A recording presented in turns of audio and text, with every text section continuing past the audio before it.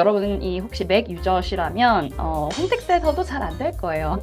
이메일로도 보내드렸으니까 확인해보세요 라고 하시면 $1 소리를 들을 수 있습니다.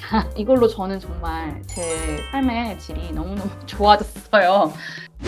안녕하세요 여러분, 프리랜서 마케터 사라입니다. 오늘은 되게 실용적인 내용을 가지고 왔는데요. 바로 세금계산서 발급하기입니다. 저는 진짜 처음에 사업자를 냈을 때 굉장히 머리가 아팠었던 기억이 나요. 그래서 너무 발급을 하기 싫어가지고 사업자도 내기 싫었었던 기억이 나는데, 첫 사업자를 발급하신 분들이라면 세금계산서라는 것뿐만 아니라 그냥 홈택스라는 홈페이지 자체가 너무 복잡하고 스트레스 받으실 수 있을 것 같아서 2년 전에 사라에게 가르쳐주는 그런 마음으로 영상을 켰습니다. 이미 사업자를 낸 지 오래되셨고 세금계산서를 발급하시는 분들께도 제가 공유드릴 수 있는 꿀팁을 가지고 왔는데, 전 이제 리테이너라고 해서 대행 업무를 위주로 일을 했었기 때문에 그런 반복 발급 같은 것들을 많이 했었어야 됐는데, 이런 경우에 더 쉽게 세금계산서 발급을 할 수 있는 방법과 저처럼 프로젝트 매니저이신 분들은 되게 다양한 업체와 다양한 프리랜서들과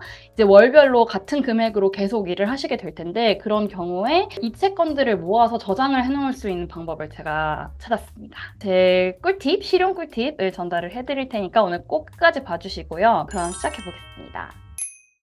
일단 프리랜서는 원래는 세금계산서를 발급을 할 수가 없습니다. 프리랜서는 면세사업자이기 때문에 세금계산서를 원칙적으로는 발급을 할 수가 없어서 사업자를 내야 되고요. 그리고 간이사업자 안 되고 일반 사업자여야 됩니다. 왜냐면 제가 그 실수를 한번 해봤기 때문에 간이사업자는 세금계산서를 발급을 할 수가 없는 걸로 제가 알고 있어요. 그래서 일반 사업자로 세금계산서 발급을 요청을 받으셨다면 꼭 일반 사업자로 내셔야 되고, 특히 저는 이제 맥으로 발급을 하는데 이제 맥이 여러 가지 그런 플러그인이나 뭐 인증서 관련해서 이슈가 많아가지고 윈도우스 컴퓨터를 따로 사야 되나? 라고 하시는 분들이 꽤 봤어요. 근데 저는 지금 맥으로 2년째 세금계산서를 문제없이 발급을 하고 있기 때문에 그 방법을 알려드릴 텐데, 그러려면 카카오랑 토스 공인인증서가 필요하고, 그리고 이런 게 필요합니다, 여러분. 전자세금계산서 발급용 보안카드라는 거예요. 이거는 세무서 가면 받으실 수 있고, 여러분이 혹시 맥 유저시라면 홈택스에서도 잘 안 될 거예요.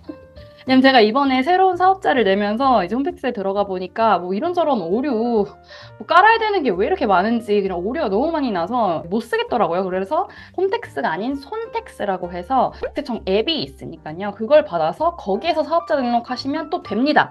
그래서 제 추천은 이제 지금 사업자를 처음 내신다고 하면은 손택스에 들어가서 사업자 등록을 하신 후에 사업자 등록증을 받을 겸 해서 세무사에 가서 이제 그 전자세금계산서 보안카드 주세요라고 해서 양식 작성하고 이제 신분증 제출 후에 요거를 받아오시면 그날부터 세금계산서를 맥으로 발급하실 수 있습니다. 그래서 제가 간략하게 홈택스 사용 방법을 알려드릴 텐데요. 일단은 홈택스에 들어왔습니다. 이 페이지 익숙하지 않으신 분들이라면 정말 머리가 깨지는 느낌일 텐데, 일단 로그인부터 알려드리자면은 원래는 공동인증서로만 로그인을 했었어야 됐어요. 그래서 진짜 좀 복잡했는데, 이 맥에서는 진짜 거의 불가능에 가까웠는데 간편 인증이 생기면서 사실 맥에서도 어렵지 않았습니다. 그래서 카카오톡 인증을 저는 쓰기 때문에 이렇게 정보를 넣고 전체 동의를 하면 이렇게 핸드폰으로 지갑에 알림이 옵니다. 인증하기, 여기에 필수 내용 동의하시고, 그리고 바로 이거 페이스 인증하시면 바로 완료됩니다. 참 쉽죠, 여러분? 그래서 그렇게 인증을 한 후에 인증 완료에 들어가시면 그 후에 사업장 선택도 하셔야 돼요. 이제 제가 세금계산서를 발급할 사업자를 선택을 합니다. 그래서 사업자를 변경하기 버튼을 누르시면 그러면 프리더마케터스라는 사업장의 홈택스 페이지에 온 거예요. 이 메뉴를 제일 많이 쓸 거니까 기억해 두시고요. 이제 내가 처음 발급한다 라고 하면 이제 건별 발급, 그리고 만약에 다시 발급한다 라고 하면은 반복 발급 또는 복사 발급을 쓰시면 되게 편합니다. 건별 발급에 일단 들어가서 처음부터 어떻게 발급하는지 알려드릴게요. 그러니까 여기서 만약에 사업장 선택이 안 돼 있으면 다시 하라고 하거든요. 그래서 꼭 사업장 선택을 하고 이 페이지로 들어오시면 되고, 그래서 여기에 이제 공급자 정보가 뜨죠. 제 정보는 자동으로 이제 로딩이 되게 돼 있고, 여기 등록번호가 필요한데, 그래서 세금계산서를 발급해주세요라고 하면은 사업자 등록증과 그 세금계산서 받아보실 이메일 주소 알려주세요라고 하시면 되시고, 그리고 여러분은 본인의 사업자 등록증과 그리고 돈을 받을 그 기업 계좌를 보내시면 됩니다. 만약에 처음 받으셨으면 사업자 등록증을 보시면서 여기에 등록번호 뭐 123 뭐 이렇게 이제 추가하시면 되고, 확인을 누르시면 정상적인 사업자 번호입니다 라고 뜰 거예요. 근데 저희는 이제 기존 거래처들이 있으니까 이게 한번 발급을 하면 자동으로 저장이 되거든요. 거래처 조회에 들어가면 저희가 기존에 거래했었던 이제 거래처명들이 다 뜨죠. 이거는 이제 나중에 편집할 수 있으니까 걱정하지 마시고요. 그래서 내가 세금계산서를 발급하고 싶은 거래처명을 선택을 한 다음에 확인을 누르면 정상적인 사업자 번호입니다 라고 뜨면서 여기에 자동으로 이제 정보가 입력이 돼요. 이 이메일 같은 경우에는 클라이언트마다 다른데 담당자 이메일을 보내는 경우도 있고, 바로 그 세무 관련 그 격리 업무 하시는 분한테 보내는 경우도 있으니까 이 이메일 주소 꼭 물어보시길 바라고요. 때로 이 작성 일자를 변경해달라는 경우도 있거든요. 근데 이거는 이제 과거로밖에 안 되니까 참고해 주시고, 7월 3일이니까 3일 뭐 예를 들어 마케팅 대행 서비스, 그리고 저희는 이런 식으로 7월 분이라고 표시를 해요. 안 그러면은 이게 7월에 마케팅 대행을 했는데 8월 말에 들어오는 경우도 있거든요. 또는 더 늦게 들어오는 경우도 있고. 근데 그런 경우에는 이게 언제 건에 대한 돈이 들어온 건지 알 수가 없어서 그거는 이제 꼭 여기 입력을 하시는, 이것도 꿀팁입니다.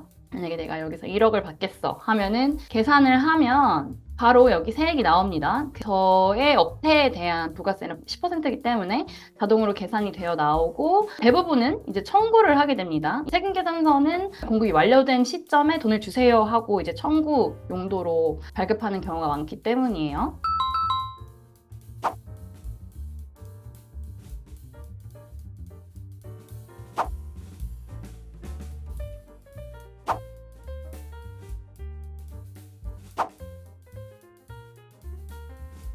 그래서 여기 내용 확인하시고 확인을 누르시면 보안카드로 발급을 하실 경우에는 확인을 누르라고 하잖아요. 저희는 보안카드가 있으니까 OK를 눌러요. 그러면 이제 전자세금계산서 전용 보안카드를 이제 정보를 입력을 하시면 바로 이제 세금계산서가 발급이 됩니다 하시면 되는데, 저는 1억 원을 청구를 할 수는 없으니까 다시 돌아가서 지금까지 발급한 내역을 보려면 조회 메뉴에서 발급 목록 조회로 들어가셔서 이제 오늘 날짜로 그냥 조회하기 하시면 돼요. 저희 같은 경우에는 6월 30일에 발급 건이 있어서 가보면 요거를 2번 클릭하시면은 전자세금계산서의 내용이 나와요. 근데 그럼 그걸 출력 버튼을 누르시면 저장이 아니라 인쇄 버튼을 누릅니다. 그러면 PDF로 이 파일을 다운로드 받을 수가 있거든요. 그래서 이 파일을 다운로드 받으면서 뭐 프리더 마케터스 예를 들어 세금계산서, 그리고 이제 주식회사 싸라 뭐 이렇게 한 다음에 여기 오늘 날짜 이렇게 해서 저장해서 세금계산서 발급되었습니다. 이메일로도 보내드렸으니까 확인해보세요 라고 하시면 $1 소리를 들을 수 있습니다. 그래서 이거 참고해 주시고 이제부터 꿀팁 갑니다. 저처럼 똑같은 급여를 월별로 1년 동안 받는 분이 계시다고 하면은 매달 똑같은 금액으로 세금계산서 발급을 해야 되잖아요. 근데 이런 경우에 이걸 다 입력을 하기가 복잡하니까 저는 이 복사발급이라는 걸 써요. 반복 발급 이라는 것도 있는데, 반복 발급은 내가 만약에 이번 달에 이제 100만 원짜리를 10군데다가 제공을 했어. 그래서 세금계산서를 10번을 똑같은 금액으로 다양한 고객한테 발급을 해야 되면 반복 발급을 하는 거고, 복사 발급의 경우에 내가 같은 클라이언트한테 같은 금액을 이전에 발급한 거를 끌고 와서 똑같이 쓰겠다라는 거예요. 내가 언제 서비스를 제공했었는지, 저희 같은 경우에는 거의 월말에 제공하기 때문에 여기서 선택할 수 있는 게 한 달 단위거든요. 그래서 이제 6월 전체를 선택을 해서 조회하기를 누르면 여기에서 제가 다시 발급하고 싶은 세금계산서를 선택을 해요. 세금계산서 작성을 합니다. 들어가시면 그 예전에 발급했었던 내용이 똑같이 뜹니다. 근데 여기에서 해야 되는 일이 2가지가 있는데, 첫 번째로는 이 등록번호 다시 확인해야 됩니다. 안 그러면 알림이 뜨고요. 그리고 작성일자가 지금 지난달로 되어 있으니까 오늘로 해야겠죠? 여기에서도 수정을 한번 해주시고 이게 그 뒤에 있으면은 이게 월을 썼는지를 맨날 까먹더라고요. 그래서 앞에다가 쓰고 있어요. 그래서 7월 이렇게 바꿔서 써주시고 뭐 단가나 이런 부분들은 저희는 거의 바뀌지 않으니까 똑같이 내비둔 다음에 발급하기 해서 아까랑 그 똑같은 창 해서 발급하시면 됩니다. 정말 쉽죠? 이걸로 저는 정말 제 삶의 질이 너무너무 좋아졌어요. 저희처럼 장기로 대행하시는 분들 있으면 정말 추천드리고, 그리고 이제 하나 더 그냥 홈택스 알려드리는 김에 유용한 메뉴가 같은 메뉴 내에 사업용 신용카드 등록이라는 게 있는데, 이거를 등록을 해두시면은 카드로 등록한 것들은 세무사라던가 이제 세무대리인을 쓰면 그 사람이 직접 여기 들어가서 그 신용카드의 내용을 다 제가 직접 받을 수 있어요. 근데 그러면 부가세나 이제 원천세 신고 같은 것들 할 때 제가 직접 엑셀 파일 추출을 해가지고 드려야 되는 수고가 없기 때문에 정말 쉬워집니다. 그렇기 때문에 이거 꼭 등록하시고, 신용카드 잃어버리셔서 재발급 받으면 번호가 바뀌니까요. 그럼 다시 등록해야 된다는 거 잊지 말아주세요.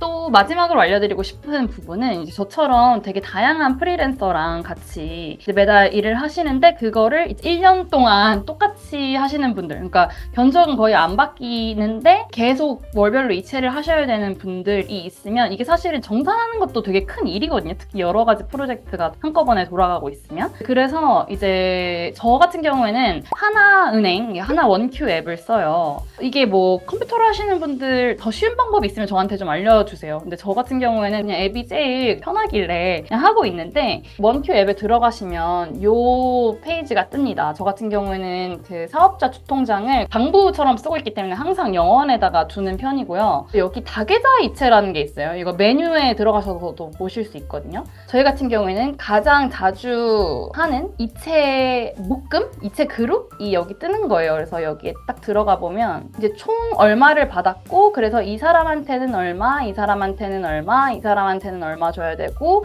저는 얼마 가지고 가고, 그리고 세금은 얼마를 내야 되고, 그리고 수수료는 얼마다. 이거를 그냥 아예 그냥 매번 똑같잖아요, 사실 비율이. 근데 이거를 매번 맞는지 막 헷갈리기가 쉽거든요. 근데 그래서 이런 식으로 그룹으로 해가지고 다음으로 하면 짜자자자작 갑니다.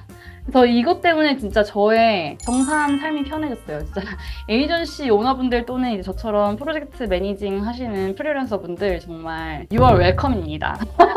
여기까지고요. 이 콘텐츠가 도움이 되셨다면 꼭 좋아요와 이 댓글 부탁드립니다. 그리고 앞으로 이런 꿀팁들도 많이 올릴 테니까요. 구독도 한번 부탁드리겠습니다. 혹시 궁금하신 점이나 저보다 더 효율적으로 홈택스 또는 이 정산 앱을 쓰고 계신 분, 뭐 저 같은 경우는 컴퓨터로 뱅킹 하기가 되게 복잡하더라고요. 그래서 안 쓰고 있는데 컴퓨터 뱅킹에 뭐 좋은 점이 있다던가 뭔가 꿀팁이 있으신 분들은 댓글로 알려주시면 저희 모두에게 도움이 됩니다.